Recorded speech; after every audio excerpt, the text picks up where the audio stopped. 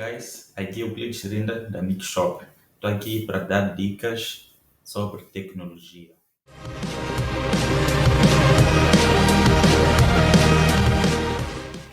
Prosseguindo, hoje iremos abordar a questão de armazenamento, falando mais dos discos de armazenamento, dos quais atualmente dispomos de dois modelos que temos lá, o HD e o SSD. Então, falando exatamente dos HDs, que são discos sólidos, né? Os tradicionais HDs para laptop, assim como para desktop.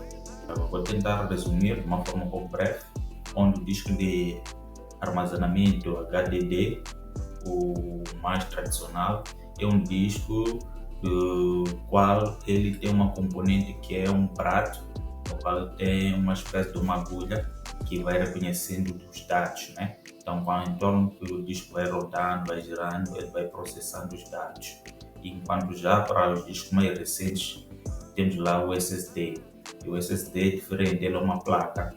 Então, em termos de processamento, ele acaba sendo mais veloz em relação ao tradicional HD, que depende muito do disco que gira e tem lá aquela agulha para ir reconhecendo os dados. Então, nessa componente dos HDs, temos tido uma grande diferença em termos de desempenho para um SSD, porque um HD, em termos de velocidade, acaba sendo um pouco mais lento em relação a um disco SSD, que são os discos mais recentes.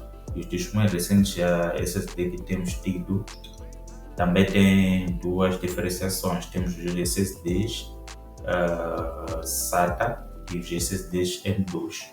Eu aqui trago alguns exemplos claros, concretos de como descrever isso. Temos aqui um exemplo de um HD.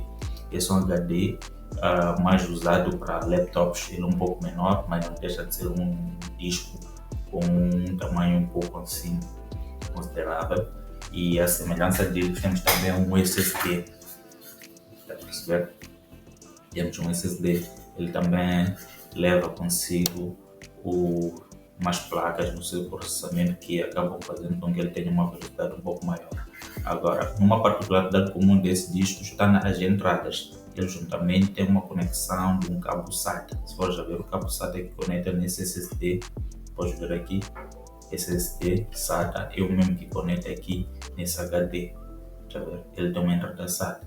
Então, deixando o disco HD de lado, temos a questão do disco M2, que também não deixa de ser um disco SSD. Sobre a diferença do disco M2 para o disco SATA, e o disco SATA usa o cabo, enquanto este M2 ele é conectado diretamente na placa, isso é na board, pode ser no laptop assim como desktop. Então temos essas duas componentes em termos de disco e de armazenamento nessa componente dos SSDs. Então, para quem pretende adquirir um laptop recente, ele já vai conseguir adquirir um laptop que já tenha consigo um disco SSD, e isso vai auxiliar também no desempenho da máquina. Então, os laptops mais recentes já vêm consigo já um disco SSD incorporado. Agora, há laptops que já vêm com dois discos. É normal ter um disco SSD para processamento de dados, assim como rodar o sistema Windows ou outro sistema operacional que tenha lá configurado, e leva um disco HD mais para armazenamento de informação, principalmente os laptops que ele tem tido essas componentes, assim como desktop, assim como laptop, em que encontras um laptop que tem um disco SSD, pode ser um SSD M2 ou SATA ou NVMe M2, ou pode até ser um desktop com essas configurações, mas leva o disco SSD para o processamento de dados, e depois tem um disco HDD, pode ser um HDD convencional para laptop, aquele que é menor, ou um HDD maior para desktop, sendo um desktop, né?